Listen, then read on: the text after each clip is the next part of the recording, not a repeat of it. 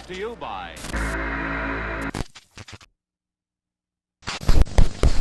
We have seen countless horror films following hapless teens out into a quiet, isolated house or cabin, usually tucked deep within a dense forest setting, for a weekend of fun, fucking, and festivities, only to be picked off by one ruthless killing machine or another, with a lust for blood, revenge, or some other basic motivation. This has become commonplace within the genre since, well, basically since the beginning. None doing it more famously than Evil Dead. However, in recent history, a new spin was placed on this concept, not only poking fun at its many iterations throughout the passing decades, but also elevating it to a whole new level of uniqueness, the likes of which we have not seen before.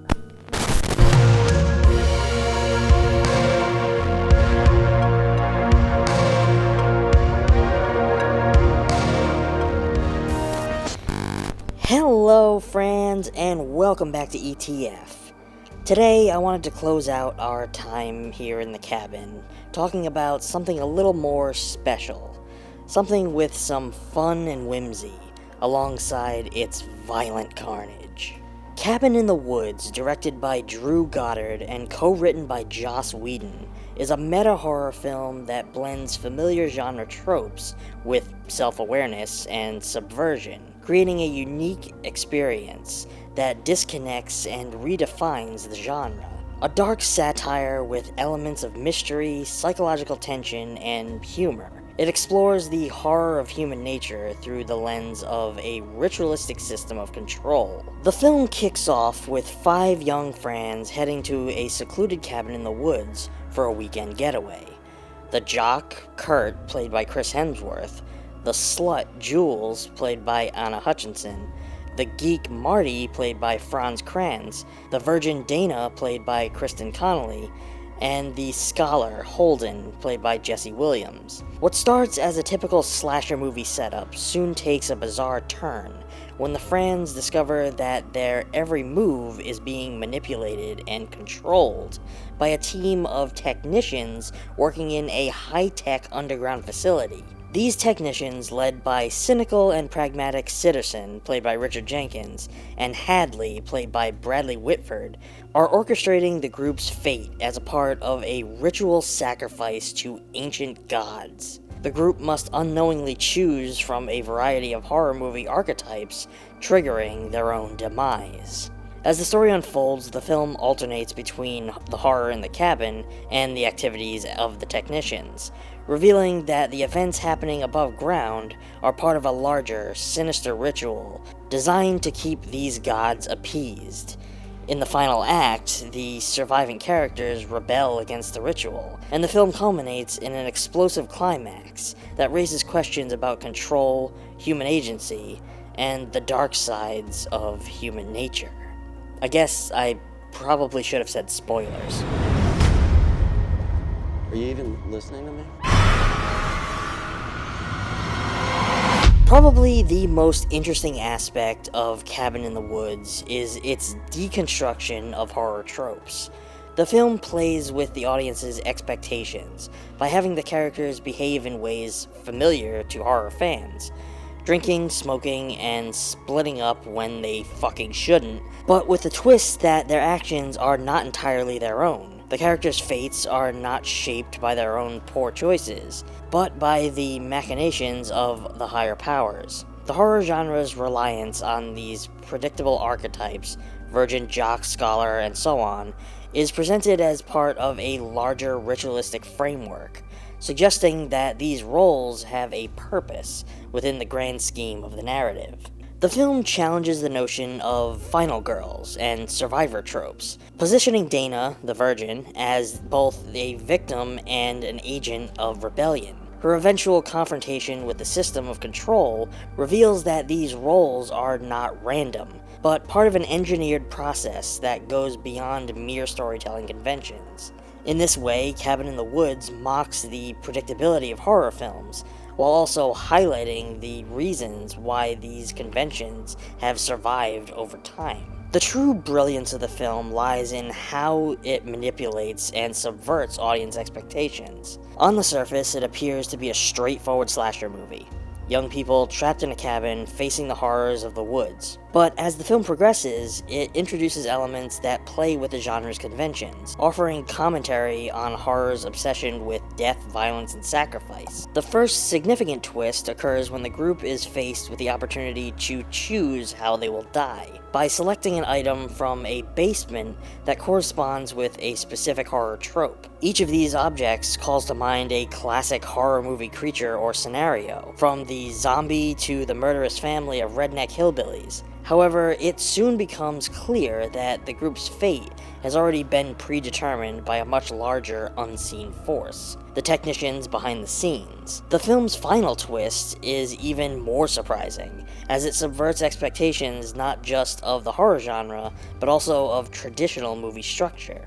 The characters are not merely struggling to survive, but are part of a much larger global conspiracy, one that is designed to placate ancient gods in order to prevent humanity's extinction. The twist makes the audience rethink not just the film's story, but also the concept of fate, free will, and the role that genre expectations play within storytelling. Another thing that we absolutely have to go over is its treasure trove of homages to horror classics and genre staples. The film isn't just a standalone story, it's a fucking love letter to horror fans, packed with nods, winks, and sly references that make it a joy to unpack. So we're gonna dive into some of these standout homages and Easter eggs that make this movie a horror nerd's wet dream. The titular cabin is an unmistakable tribute to Sam Raimi's Evil Dead. The isolated, ramshackle structure in the woods, the creepy basement filled with ominous artifacts,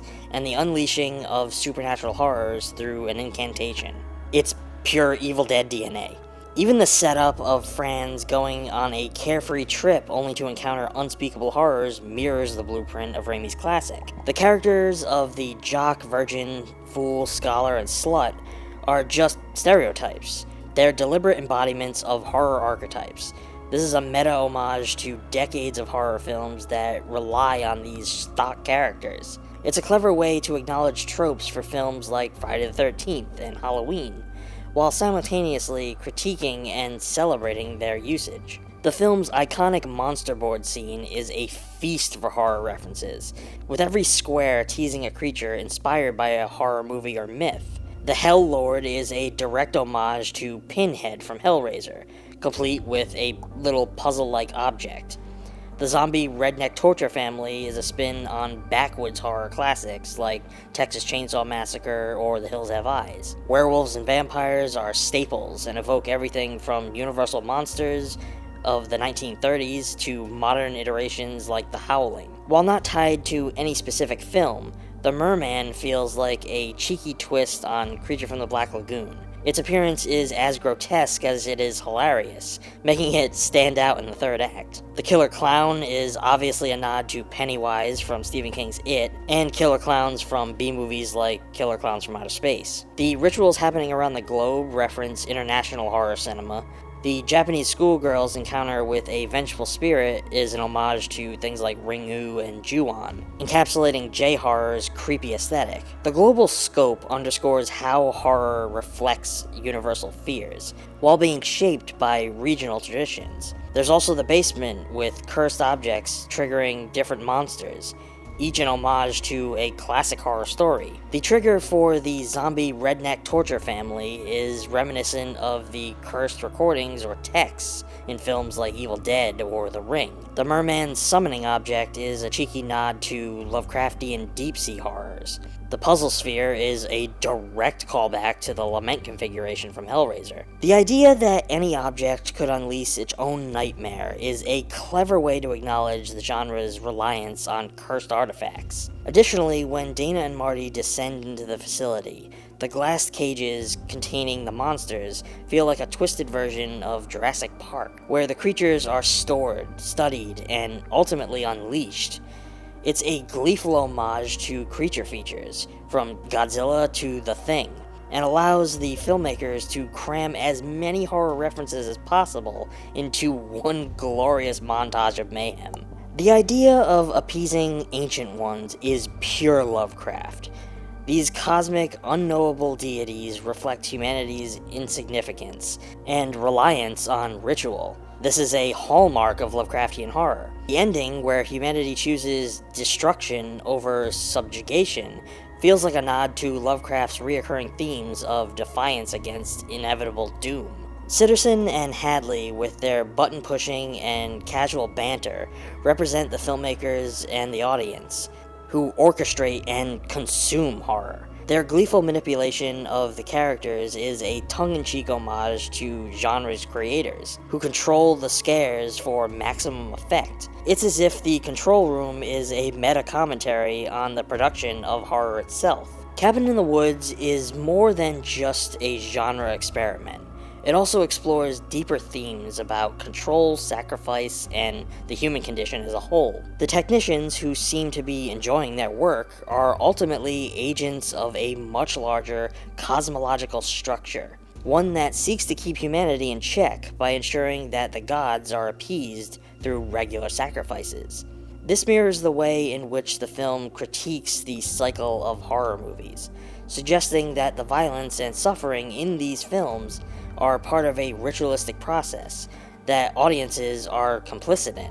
The film also draws on the idea of human nature's darker side, as the gods are hinted to represent the worst aspects of humanity: violence, cruelty, and destruction. The characters are ultimately trapped by their own actions, forced into roles that reflect these elements. The film's final scene, in which Dana and Marty are faced with the end of the world, suggests that the horror genre itself may be both a reflection of and a catalyst for humanity's darker impulses. The ensemble cast, while playing stock horror characters, brings a surprising amount of depth to their roles. Kristen Connolly's portrayal of Dana offers the most complexity, as she evolves from a naive and passive character to a fierce survivor who challenges the system. The stoner Marty provides a surprisingly grounded and relatable performance, adding a touch of humanity to a film filled with larger-than-life conspiracies. Bradley Whitford and Richard Jenkins are fantastic as the technicians, bringing a level of charm and wit to their otherwise morally questionable roles. Their banter and ease with the horrific nature of their jobs add a layer of dark humor to the film, making the horror feel all the more sinister and unsettling, and completely stealing the fucking show. Now, with all of the basics out of the way, Cabin in the Woods isn't just a wildly entertaining horror movie. It's also a sharp, clever dissection of the genre itself. By deconstructing the familiar tropes and structures of horror, the film offers a scathing yet loving critique of what the genre has become, and what it asks of its creators, characters, and audiences. At its core, Cabin in the Woods questions why horror movies rely so heavily on established formulas. The 5 protagonists are boiled down to archetypes. As we have said, the virgin, the fool, the jock, the whore, and the scholar. Not because of who they are, but because the ritual demands it. The film argues that horror has become trapped by these cliches. The stoner Marty even points this out early on, criticizing how their actions and personalities seem off, manipulated by an unseen hand. This is a direct critique of how horror characters often behave irrationally, or conform to stereotypes, sacrificing complexity for convenience. By exposing the behind-the-scenes puppeteers, the film shows how these tropes aren't accidental. They're deliberately crafted to satisfy a bloodthirsty formula. The message? Horror can and should break free from these restrictive molds to explore richer, more unpredictable narratives. One of the most biting pieces of commentary is aimed squarely at us, the audience. The Ancient Ones, monstrous gods demanding sacrifices, represent the horror fan base.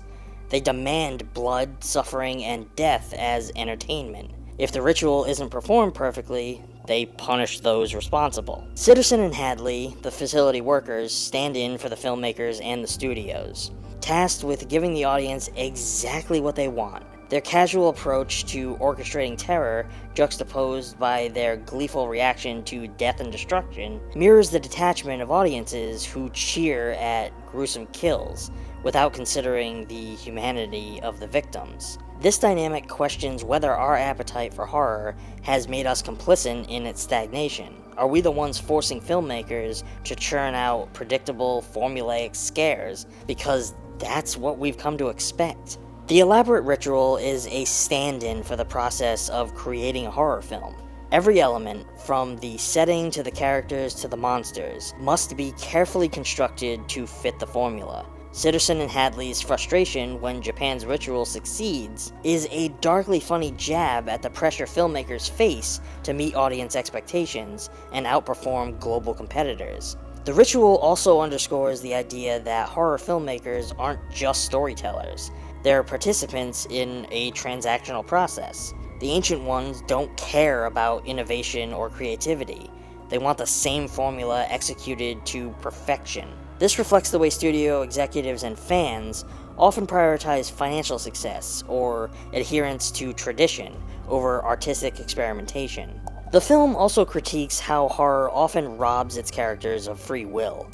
The control room operators manipulate this group's actions, releasing pheromones to make them dumber or force them to split up. It's a satirical take on how horror often hinges on poor choices that strip the characters of agency. By the end, Dana and Marty actively rebel against their role in the ritual, refusing to sacrifice themselves for the greater good. This defiance of the narrative's deterministic structure is a powerful rejection of the genre's tendencies to treat characters as mere pawns in a blood-soaked chess game. Perhaps the film's most profound commentary comes in its nihilistic conclusion, the final revelation that humanity's survival hinges on the continued sacrifice of horror victims, suggests that horror is inherently destructive, both for its characters and for its creators. By choosing to let the world end rather than continue their cycle, Marty and Dana make a bold statement. Maybe it's time to burn it all down and start over. This sentiment can be read as a call for the genre to evolve, even if it means challenging or alienating its most devout fans. Which I think it actually has been changing if you look at what's been coming out since this film's release. While Cabin in the Woods is undeniably critical, it's also deeply affectionate towards the genre. It doesn't hate horror, it fucking celebrates it, flaws and all. The sheer joy of the monster's rampage in the third act, packed with every conceivable nightmare, is a testament to the filmmaker's love of horror's creativity and diversity. The film's commentary isn't about tearing horror down, it's about encouraging it to be better, to take risks, and to challenge its audience. It's a reminder that horror can be both terrifying and thought-provoking, both bloody and fucking brilliant. Cabin in the Woods is as much a commentary on horror as it is a celebration of its power to entertain and to provoke thought. By exposing the machinery behind the scares, the film invites us to reflect on our own role in shaping the genre's future. Are we content with the same old tropes, or are we ready to demand something more?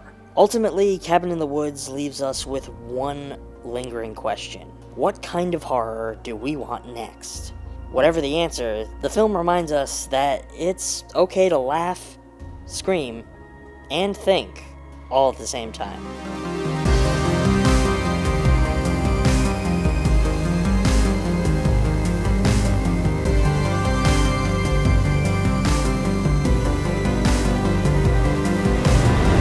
Well, friends, that's gonna be all for now.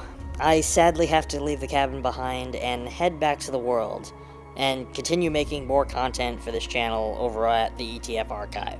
If you like this discussion, as always, I urge you to check out this film for yourself. I've added a link in the description on where you can get a physical copy for your collection. Support physical media, it's fucking worth it. If you enjoyed this video, please give it a like, subscribe for more content, and if you really want to help support this channel, please come find us over on Patreon. Until next time, stay safe. Stay away from cabins in the woods and creepy cellars holding cursed objects, and as always, thanks for watching.